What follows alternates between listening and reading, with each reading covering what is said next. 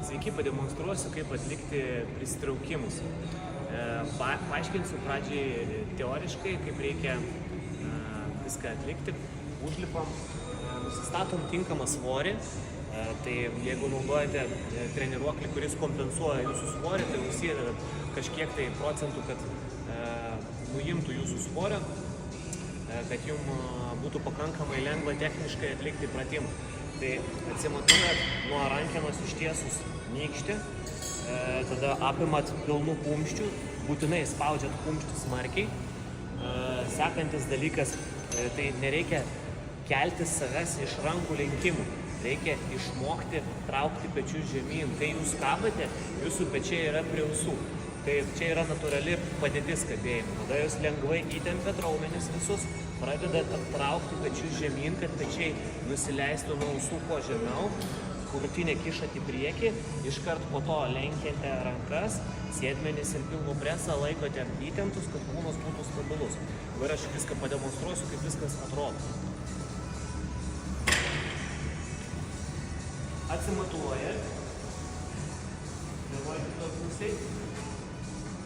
Atsistojat taip, kad kabant jūsų kūnas visiškai vertikalus būtų. Nebūtumėt išlindę per daug atgal arba sulindę į priekį. Spaudžiat kumštį, sėdmenis, pilvų presas įtempti, smakras pakeltas. Spaudžiam kumštį ir pradedam kišti iš pečių. Kylu iš pečių, kišu krūtinį į priekį, kišau kūnį į priekį, pakylu iki smakro, leidžiasi žemyn. Ištempiu nugaros raumenis, vėl kylu iš pečių, reiškia pečius pirmus traukiu žemyn, kaklas įkėja, krūtinę kišu į priekį, alkūnę kišu į priekį, pakylu iki smakro, sustojus, leidžiasi žemyn. Kai judesį išmokstate, viską galite šiek tiek greičiau atlikti.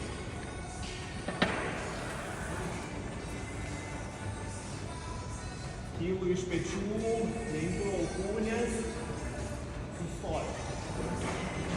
Stenkitės, kad kai kylate, pečiai neišlystų iš savo vietos. Pavyzdžiui, pritraukėt, kylate ir vienas petys, pavyzdžiui, išbėga arba abu išbėga. Tai jau čia negerai, jie turėtų būti apačioje ir krūtinė viršų.